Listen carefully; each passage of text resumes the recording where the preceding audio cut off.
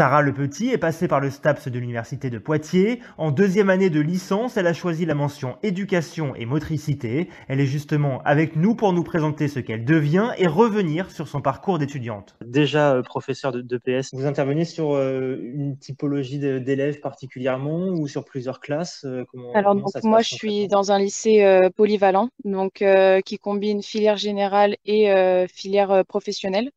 Donc moi j'interviens avec deux classes de seconde, avec une classe de première STMG, donc filière technologique, et une classe de terminale ASSP, donc c'est une filière professionnelle. Comment ça se passe au quotidien? Vous avez déjà fait des stages, mais là maintenant que vous êtes concrètement et quasiment au quotidien auprès de ces élèves, c'est ce que vous attendiez finalement ou il y a une vraie différence? Comment ça se passe au niveau humain, au niveau Alors organisation? donc moi j'ai déjà fait des stages auparavant. Donc j'avais déjà fait un premier stage mais complètement différent. Enfin c'était dans le cadre de l'enseignement quand même, mais un public qui était différent puisque c'était en primaire en deuxième année de licence.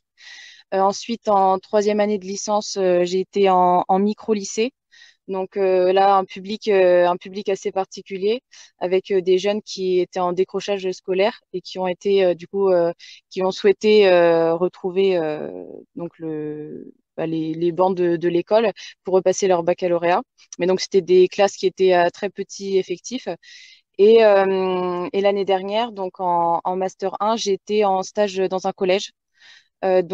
Première année pour moi où je suis dans un lycée avec un effectif aussi important. Professeur d'éducation physique et sportive, c'est votre quotidien, mais pas que, parce que je suppose qu'il y a un vrai rôle pédagogique, alors avec les autres enseignants, mais aussi avec les élèves, on l'a dit. Comment ça se passe justement maintenant que vous avez mis pleinement les pieds ici? Comment ça se passe le lien notamment avec les profs de matière un petit peu plus générale et quel est votre rôle pédagogique dans ce circuit scolaire? C'est vrai qu'on échange aussi avec les autres enseignants parce que c'est toujours intéressant de savoir comment les élèves ils se comportent dans les autres disciplines et enfin le travail d'équipe et les échanges avec les collègues ils sont très importants et des fois enfin, particulièrement en EPS les élèves des fois se comportent différemment que assis en classe donc il y a vraiment un travail d'équipe qui est important et une communication à avoir entre les collègues pour un meilleur accompagnement des élèves. Et après, ça peut être intéressant aussi d'un point de vue des projets. Si on veut faire des projets ensemble, des projets qui sont interdisciplinaires, c'est important d'avoir des échanges avec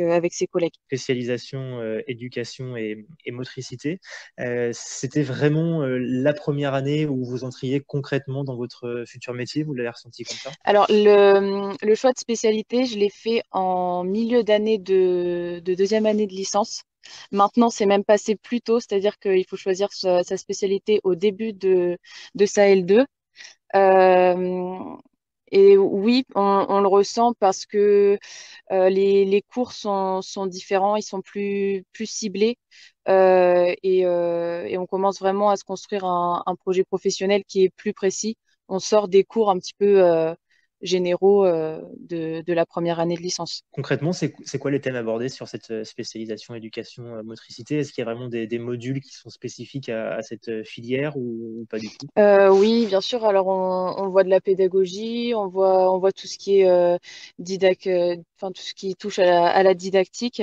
Après, en fait, c'est plus même dans les sciences que l'on voyait avant, mais on approfondit en fait pour être plus en raccord avec le métier d'enseignant. Et donc, oui, ça va être plus spécialisé par rapport à notre métier. Même quand on fait de la psychologie, bah, ça va plus être tourné vers la psychologie en fait de l'élève et ça va être plus centré sur l'élève, alors que pour des autres filières, ce serait des psychologies qui sont tournées vers un autre public et donc on aurait des cours différents. C'est ce que vous imaginiez enfant, alors peut-être pas forcément toute petite le jour où vous avez eu cette envie d'enseigner, mais ça colle à l'image que vous aviez du métier. Ça colle complètement à l'image que j'avais du métier. Par contre, les études ne collent pas forcément à l'image que je m'en étais faite, dans le sens où je les trouve quand même très difficiles et je m'attendais pas en fait à toute cette phase cachée et toute la préparation et tous les projets à préparer qu'il y avait derrière.